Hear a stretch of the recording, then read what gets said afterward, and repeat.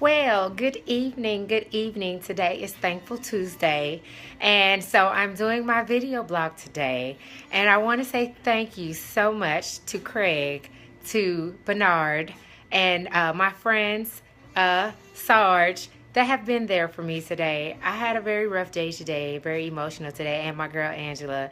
And I just want to say that, it is so important to have true friends, a true support system, and people that can be strong for you and encourage you when you're going through things, because everybody has their down moments, everybody has their valleys, everybody has their frustrating days, and they're not so there are days when they're not so much themselves.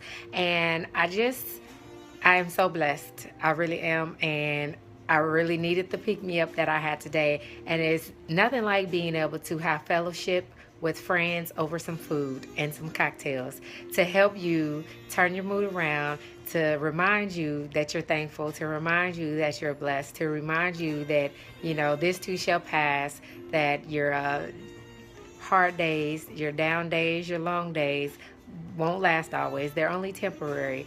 And I just want to encourage those who are dealing with family members that are battling illness or disease, or that have lost a loved one. I've had several friends that have lost loved ones here lately. So I just want to let you know that you all are in my prayers. Emmanuel and Heather, we are praying for baby Reuben, for him to get stronger so that he can go home from the hospital, your one and only son.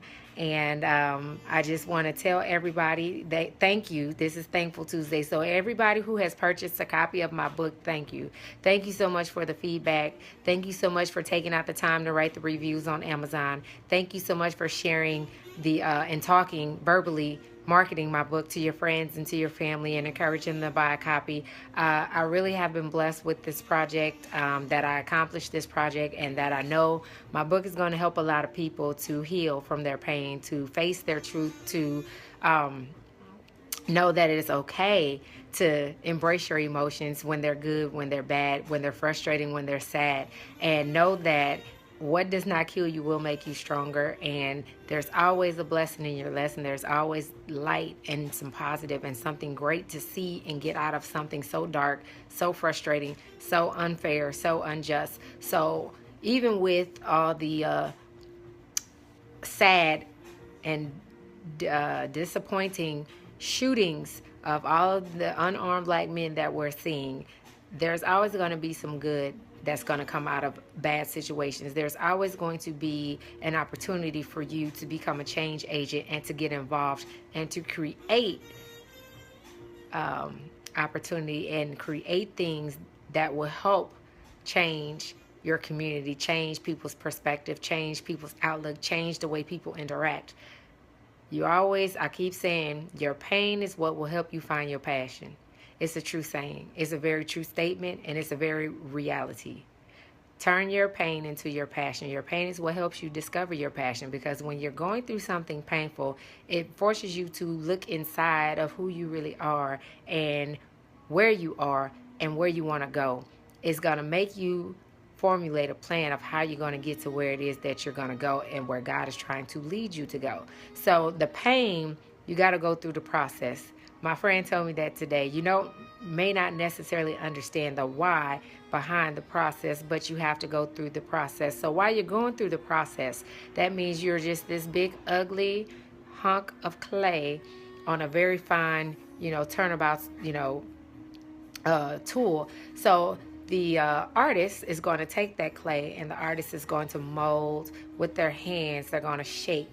They're going to, put together, and they're going to make this really beautiful sculpture. So that's what God does to you. He's molding you. He's shaping you to be a better person after you come out of your pain, after you come out of your storm. And when he's done, when you are allowed to go through another incident, it's like somebody took that nice vase or that nice piece of clay and poke a hole in it, because even holes in the pot of the clay lets you know that you have flaws, that you're flawed, and people can see through. You want people to be able to see your flaws and be able to see through all the great things and know that you're imperfect. So the holes in your pot is a reminder that you're not perfect, because you have to depend on God. If we were perfect and if we didn't need God and need to depend on Him, then we will remain this wonderful, beautiful sculpture. But we're all flawed.